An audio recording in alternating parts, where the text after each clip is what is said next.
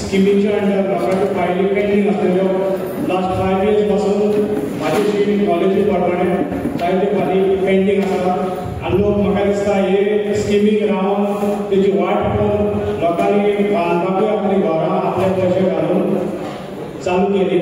म्हाका दिसता ही स्किमीची जे कितें उरना पेंडिंग उरना ते मातशें ताबडतोब ऑफिसरांनी मातशें हें घेवन लोकांक कितें ताचो हेल्प जावचो आनी देव बरें करून म्हणटा आमचे आमदार कित्याक ह्यो कॅम्प करपाचे हेतू इतलोच आसा की जेन्ना कोविडाचो ऑफिसान वचता तेन्ना खुबशे ज्येश्ठ नागरीक म्हाजे कडेन येतात की बाबा म्हाजी फायल रिटर्न दी आनी तो विशय विचारल्या उपरांत बारीकशे डॉक्युमेंटा खातीर रिटर्न दिता म्हणजे बॉनिफाईड सर्टिफिकेट ना आनी कितें बारीक डॉक्युमेंट्स ना तेका लागून रिटर्न दिता.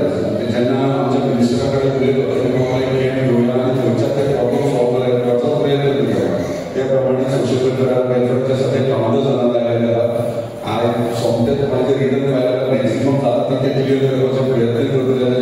तशेंच तुमकां नोटरी करपाक जाय म्हणजे जेन्ना फायल फुडें व्हरता तेन्ना नोटरी करपाची गरज आसता एफिडेविट मागपाची गरज आसा. तेका लागून सरकारान एकच धडाक्यान भितर जी तुमची 1972च्या पयली प्लॅनाचेर लागलेली घरां तांकां तुमकां सेटलमेंट म्हणून करून दिले ती सनद तुमकां मेळटली.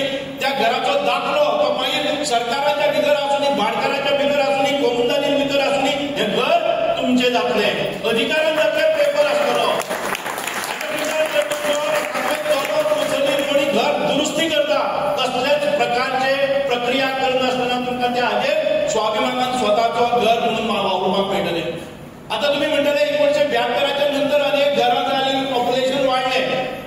28 फेब्रुवारी 2014च्या नंतर जी घरां बांदलेली आसात आनी जांकां उदकाचो किंवा इलेक्ट्रिसिटी किंवा कसलोय पुरावो आसा ते घर बांदलेले म्हणून आसा जर जाय जाल्यार परत एक फावटी तुमच्या मालकीचे हक्क ते कायदेशीर करपाचो कायदोय ह्या सेशनाक भितर जाल्लो आसा. म्हणजे 2014 पर्यंत जी घरां बांदलेली आसात ती मागीर गोमुंदाचेर आसूं भाटकाराची आसूं किंवा सरकाराच्या जाग्यां भितर आसूं मालकाच्या पणाच्या जावून आसूं ती घरां कायदेशीर करपाची प्रक्रिया ह्या सेशनान भितर जाल्ली आसा.